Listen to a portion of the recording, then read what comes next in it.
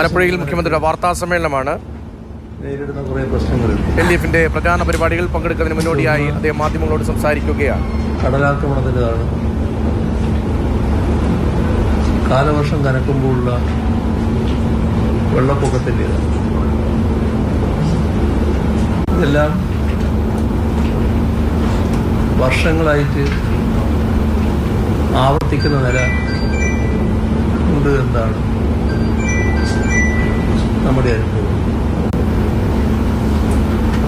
അതേസമയം ഒരുപാട് സാധ്യതകൾ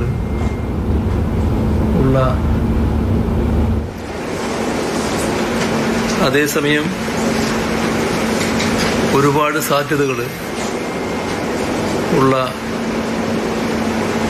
ഒരു ജില്ല കൂടിയാണ്. ഈ സാഹചര്യങ്ങൾ ഗൗരവമായി പരിഗണിച്ച് ഈ കഴിഞ്ഞ 10 വർഷം സ്വീകരിച്ച നടപടികൾ ജില്ലയുടെ സംരക്ഷണത്തിനും സമഗ്രമായ പുരോഗതിക്കും സഹായിക്കുന്നതായിരുന്നു. അതിൻ്റെ ഭാഗമായി തീരസംരക്ഷണ നടപടികളെടുത്തു. കുട്ടനാട് സംരക്ഷണത്തിൻ്റെ ഭാഗമായുള്ള നടപടികൾ സ്വീകരിച്ചു. വളരെ പിന്നോക്കം നിന്നിരുന്ന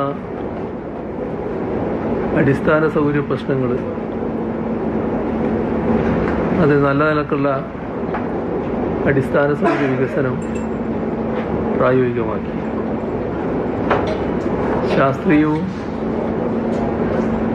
ദീർഘകാലവുമായ ഇടപെടലുകൾ നടത്താനാണ് കഴിഞ്ഞ 10 വർഷം ശ്രമിച്ചത് എന്നതാണ് നാടിൻ്റെ അനുഭവം. ഈ കാര്യം എല്ലാവർക്കും ബോധ്യമുള്ള കാര്യമാണ്. ആലപ്പുഴയിലെ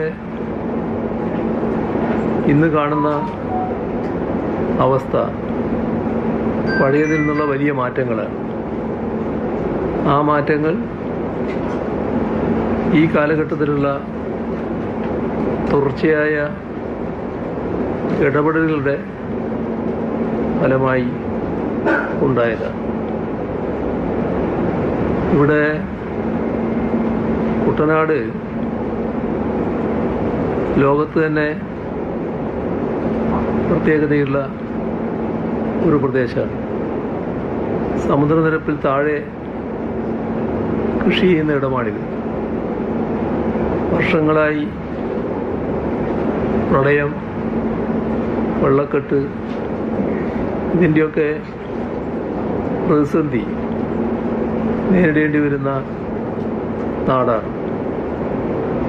അതുകൊണ്ടാണ് കുട്ടനാടിൻ്റെ സംരക്ഷണത്തെ മുൻനിർത്തിക്കൊണ്ട് ആലപ്പുഴയിൽ മുഖ്യമന്ത്രി വാർത്താ സമ്മേളനം നടത്തുകയാണ്. സർക്കാരിന്റെ നേട്ടങ്ങൾ ഉൾപ്പെടെ വിശദീകരിക്കുകയാണ്.